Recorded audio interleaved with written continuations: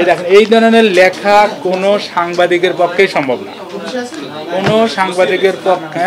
দুদক আসলো কার ইঙ্গিতে আসলো এটা উনি প্রশ্ন করেন যে কার ইঙ্গিতে এসেছে, আমাদের দরজা আমরা ডেকে নিয়ে আসছি, আপনাদেরকে আমি ডেকে নিয়ে আসছি। আপনি যে জবটা দিয়েছে জবটা সন্তোষজনক নয়, বরং আপনি উল্টা আমাদেরকেই দোষারোপ করেছেন। আমরা দেখতে পারলাম যে এখানের যে উপপরিচালক ডক্টর আলমগীর কবির, ওনার কাছে এখন 92টা ফাইল পেন্ডিং আছে। উনি 92টা ফাইল ধরে রেখেছেন, পরিচালক বরাবর ফরওয়ার্ড করেননি। আরও একটা জিনিস আমাদের লক্ষণীয় যে উনি 2023 সালে এখানে জয়েন করার পরে 2024 সালে 9 মাসের মাথায় আন্দোলনের মুখে ওনাকে এখান থেকে সকলেজে ফিরিয়ে দেন। পরবর্তীতে উনি আবার অদৃশ্য শক্তিতে 2024 সালের নভেম্বরে আবার এখানে উপপরিচালক পদে যোগদান করেন। আমরা গত 2 সপ্তাহ আগে ওনার বিরুদ্ধে আরও একটি অভিযান পরিচালনা করেছি। তো একই অভিযোগে আজকেও আমরা অভিযান পরিচালনা করলাম।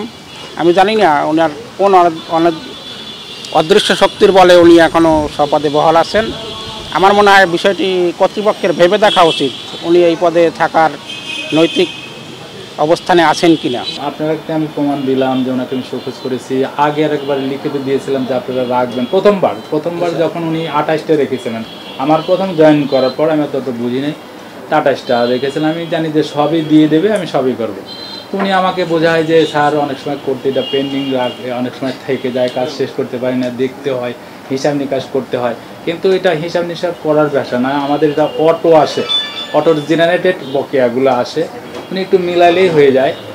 তো সবাই আশায় থাকে। ওনাকে বললাম পরের বার যখন 182টা যখন দিলেন না, তখন আমি একটু ওনাকে বললাম যে আগে বলেছি যে ওনাকে আমি হোয়াটসঅ্যাপে দিয়েছি, ঈদের আগে দিয়েছি, বিভিন্ন রাজনৈতিক নেতৃবৃন্দ ওনাকে ফোন করেছে। আমাকে যখন ফোন করে আমি ওনাদেরকে বলি যে এই টাকা আছে আপনার দেন। এরপরে আমাদের এই দুদক আসার পরে উনি একটু ক্ষিপ্ত হয়েছেন যে কেন দুদক আসলো, আপনি এ ধরনের বললেন কেন, এটা তো আমি স্বাস্থ্যগত খারাপ ছিল।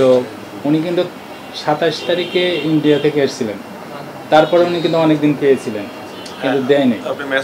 হ্যাঁ, মেসেজ দিয়েছিলাম যে করে দেন, ঈদের আগে সবাই হাহাকার করতেছে, বেতনও ছিল না সে সময়, ইএফটিও তখন চলছিল না। তারপর উনি দেন নাই, দেওয়ার পরে তারপর উনি ওই কালবেলায় ওই নিউজটা করলেন, যেমন ডিটেলস কোনভাবে দিয়েছে, হ্যাঁ, যে নিউজগুলা সেগুলা আমাদের প্যানেলের লোক ছাড়া এটা কেউ বলতে পারে না। হ্যাঁ, প্যানেলের লোক ছাড়া কেউ বলতে পারে না। আপনি যখন তদন্ত করলেন সব লোক আসলো, কেউ বললো আমরা টাকা দিইনি, তার আমরা লিখিত নিলাম, মানে সে একটা ওটা কৌশল নিছে। হ্যাঁ, তো সেদিন সে ছিল না। তো এই ন্যায় বিচারের স্বার্থে আমি ওনাকে এবারও আপনি দেখলেন যে আমি বলছি যে আপনি ফাইলগুলো তাড়াতাড়ি ছেড়ে দিবেন, তার যাতে আমরা ওনাদের খুশি করতে পারি।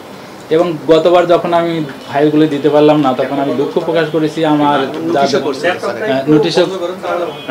নোটিশও করেছি যে আমরা দুঃখ প্রকাশ করেছি আপনাদের মনুষ্য সৃষ্টির দুর্যোগের কারণে আমরা আপনাদের দিতে পারিনি, ইনশাল্লাহ আপনাদেরটা হবে।